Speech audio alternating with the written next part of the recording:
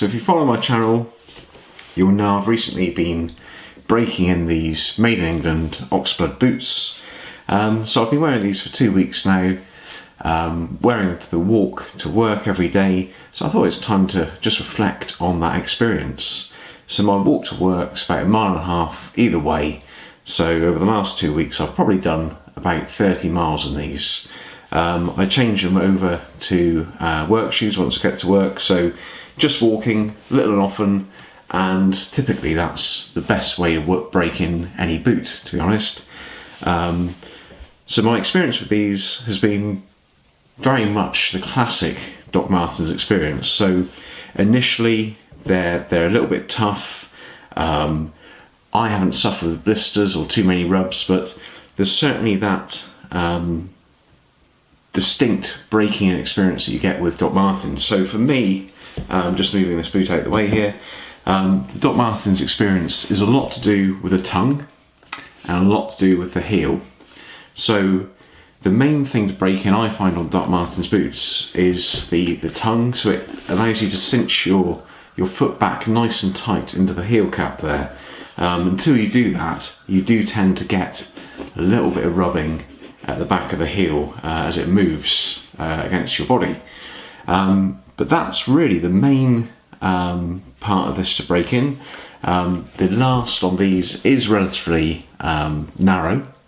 So these are a tighter fit than the non-Made in England boots. Certainly the Thailand boots I've become familiar with do have a wider last, and this is another part of the boot which has taken a little while to break in.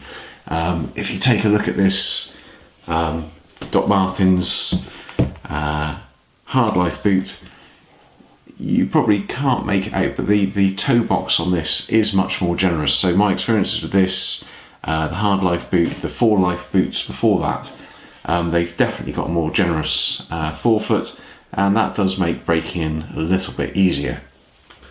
But going back to the overall experience with the Made in Englands, very much the Doc Martens break-in, very much the Doc Martens wearing experience, although actually I found this sole to be slightly more flexible and easy wearing, a little bit more bouncy, quite a nice sole really in that respect. But yeah, breaking in the forefoot, cinching back to the heel, and after 2 weeks I'd say that generally these are substantially broken in. There's a little bit of bite still going on at the rear there, but that's just a matter of time. But these are now in a state where I could wear them all day long without any real pain. So that's a breaking in experience. The leather is absolutely superb. Really like leather. Really nice grain on the insides here. That is really one of the strong points of this boot, and I did think it would be looking at it. It's distinctly better leather than you find on the outsourced boots, certainly on their classic boots. This is a step above. This is their Quillian leather. Now the thing which really lets these boots down, and if you followed any of my reviews, you'll know that I've got issues with the longevity of Doc Martens soles. These soles even more so. I have actually got patches where it's worn flat in the forefoot here after only, as I say, 2 weeks wear. Both boots will come in for a few close-ups so you can see actually how this has come about. But after just 5 days, when I was first giving them a little bit of treatment with the Wonderbalsam, just to give them a little bit of conditioning, I noticed that what was happening with these soles is not only is the leather, the rubber relatively soft compound, but also the thickness of these treads is so narrow, I think notably more narrow than the outsourced boots, that you can almost actually kick off the tread. They're almost splitting away from the sole.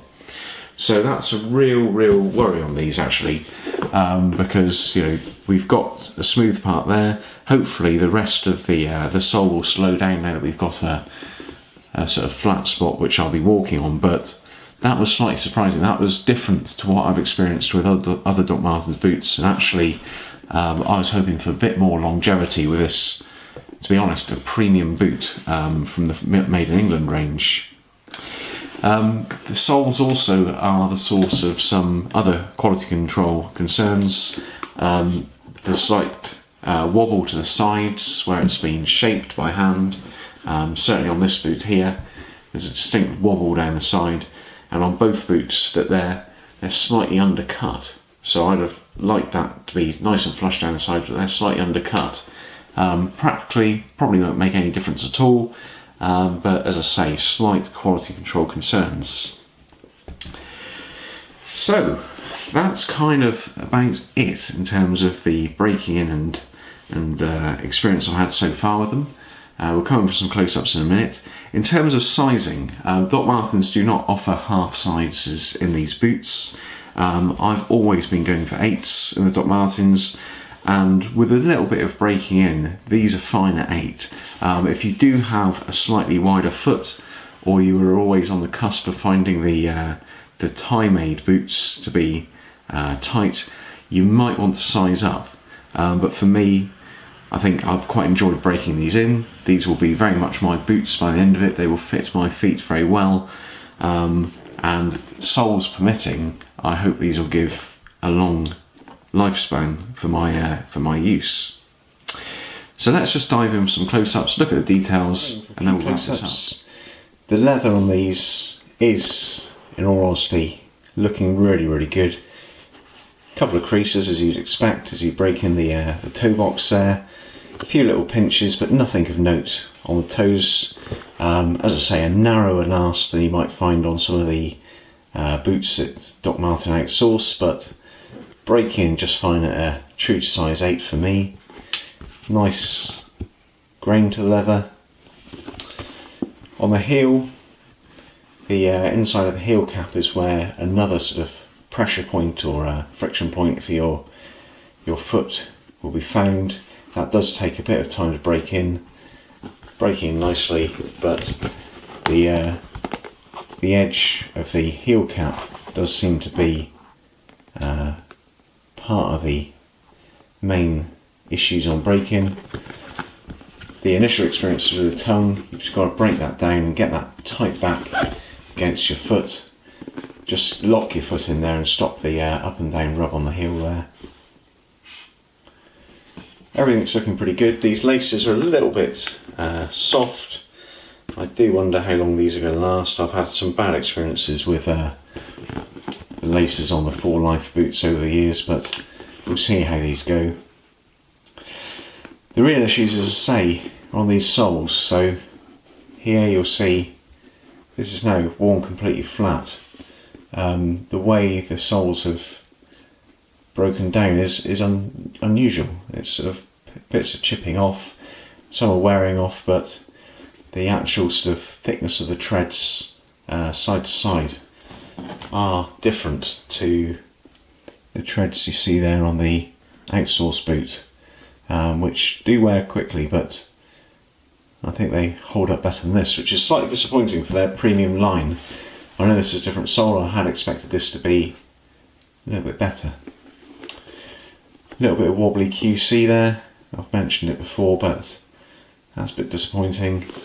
And the way the sides are cut, it's slightly undercut there, which doesn't quite look right to me. But yeah, very much a handmade built boot, and yeah, I think, to be fair, a premium product, but the sole hasn't quite held up as well as I'd hoped. Stitching all looks good, no other problems. Okay, well I hope that was useful. As I say, really great leather, really appreciate this, the Quillian leather. I think this is a step up from the other Doc Martens you might find. I do have concerns about the soles, but we'll see how that goes along over time. I will be doing a follow-up review of this boot after about 6 months. If you follow my channel, you'll know that this is actually part of a series of videos where I'm going to be comparing these boots with the Solar Air Made in England boots, which internet debate, internet opinion suggests to be a step up from the Doc Martens. So I'll be doing a follow-up video from this later on this week, comparing them side by side. So if you want to see how they're faring under the same conditions, so both boots are now broken in, both have had 30 miles of walking on them, and I have got an opinion on these boots currently, which boots offer better value, and I'll share that with you in a following video. But if you want to get that, please subscribe. Also, we're about to hit 10,000 subscribers, so this would be a very good time to subscribe. If you've been following these videos but haven't subscribed yet, I recommend you subscribe and click the little bell, follow along. I will be doing a 10,000 subscriber giveaway. I'll post a separate video on that, but as I say, I'd love you to subscribe anyhow. Check out my channel if you haven't seen it before. Boots, denim, everyday carry, fountain pens, pen knives, that sort of stuff, cycling, guitar. I like to share my interests, so please check out share some other common interests. Yeah, I hope that's useful. Thank you very much. Bye bye.